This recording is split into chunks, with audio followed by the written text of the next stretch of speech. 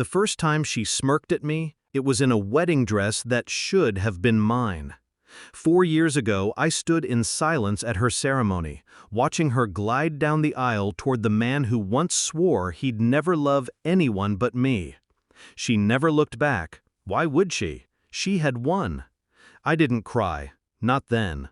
Not when I found the texts late at night, his phone carelessly unlocked on the kitchen counter. Not when I pieced together the late meetings, the perfume that wasn't mine, the sudden urgency to travel for work.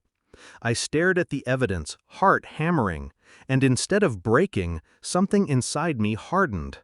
They thought betrayal would destroy me. Instead, it rewired me. I kept quiet. That was the first step.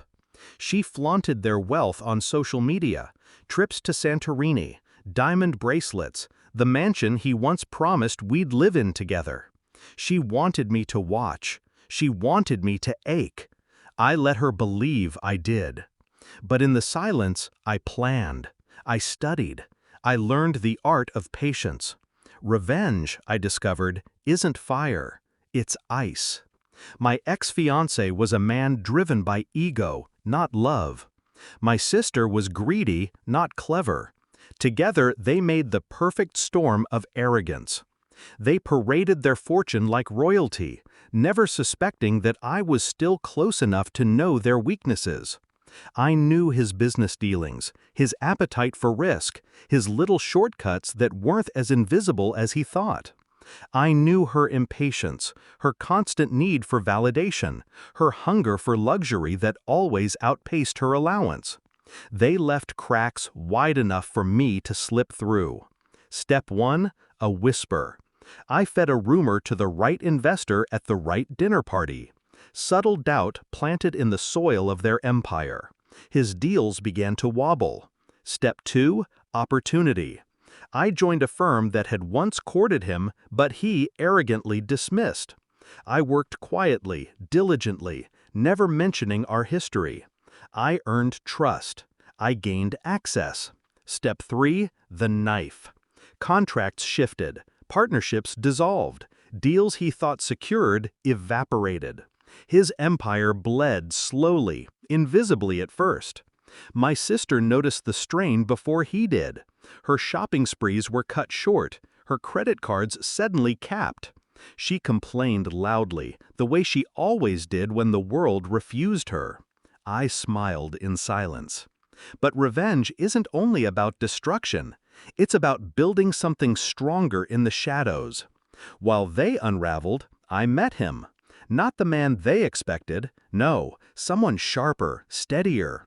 A man who saw me, not just my beauty or my family name. He didn't boast. He didn't need to.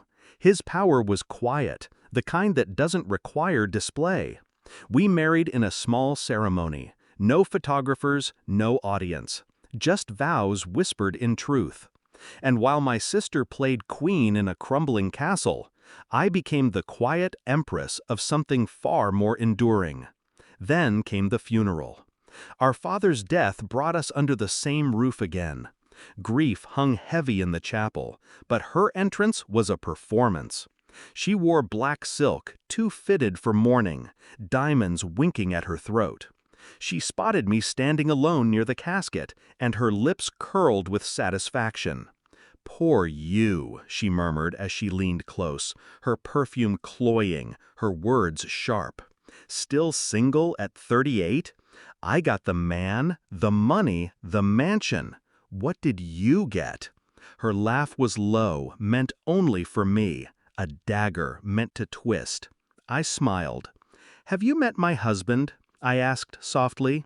I turned, lifted my hand, and called him over. The color drained from her face before he even reached us. Because she knew him. Everyone in our circle did. His name carried weight. His presence commanded silence. He wasn't just wealthy, he was power incarnate.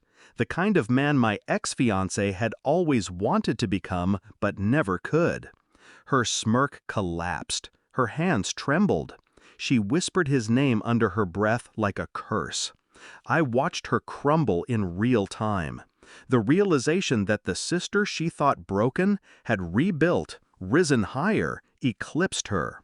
That the man standing beside me wasn't a consolation prize, he was the pinnacle. And that she had been blind, too busy clutching scraps to see the empire I had claimed. She excused herself, fled to the bathroom, her composure shattered. I didn't follow. I didn't need to. My revenge wasn't loud. It was complete. She stole what was mine once. I let her keep it, because I knew what she took wasn't worth having. And I knew what I would gain, through patience, through precision, would leave her choking on envy for the rest of her life. At the graveside, as the priest lowered the casket, she stood with her fading husband, her face pale, her jewels heavy on her fragile neck. I stood with mine, his hand firm around mine, steady as stone. And for the first time in years, I exhaled. Revenge isn't fire. It doesn't burn fast and bright.